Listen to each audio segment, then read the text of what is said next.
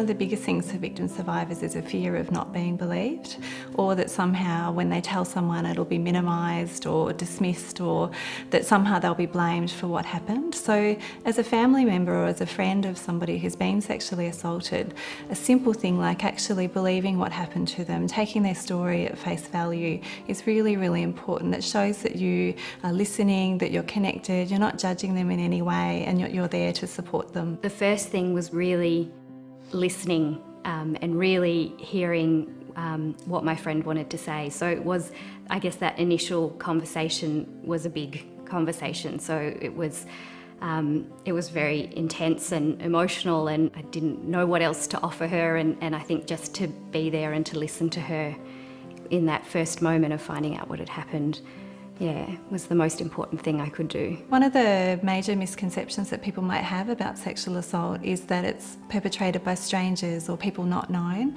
but the reality is for the vast majority of victim survivors, the perpetrator is known to them, which means often it's somebody within the family or close family friend. Family and friends can help sometimes just by simply listening.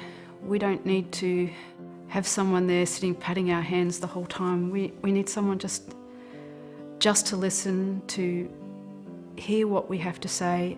You are very, very overwhelmed by just even the fact having to disclose it, having to relive it in many respects, and getting up the courage to disclose it. In my situation, the perpetrator was known to my family and friends, and so when I needed to say something, I was worried that no one would believe me. It's really important to know that whatever your story and whatever the story of the person that you're supporting, that there is options to have advice and information for you. And if you're feeling distressed or upset about what's happening, and that's really common, that you can access support from a specialist service as well. I think it was really helpful for me to take on some of that responsibility for finding out what could be done about sexual assault and what help was out there, and to do some research and discover that there actually are specialist services and that they provide support both to people who have experienced a sexual assault but to friends and family. And so I was actually able to access that service and get some guidance and advice. Sometimes as family and friends we have ideas about what's helpful, and that might be for that person to contact the police, or it might be for them to have no contact with the police.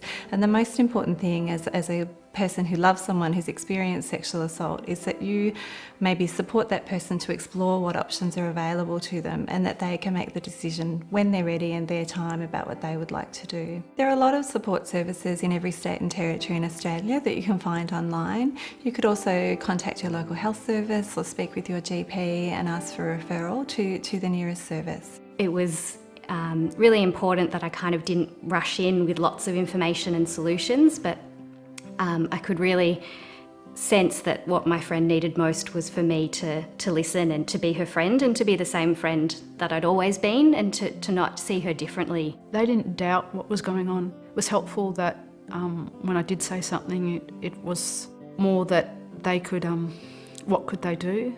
I still haven't told them everything, but it was good that after I did speak to them is that I was still their sister, their daughter, and just a friend, and that's what I needed.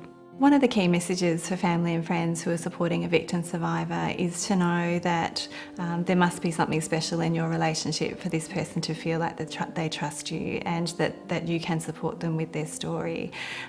You can still continue to be a family member or a friend, that sexual assault is a part of this person's story, it's not all of their story. If anything, the experience of being able to navigate such a thing as sexual assault, and being able to be there for your friend and to offer some support and to really hear what that experience was like for them and be there for them. I think it's actually maybe brought us closer together. I don't want to suggest that good things necessarily come out of sexual assault, but that I think when you're there for the people in your life, when terrible things happen, it can actually bring you closer together.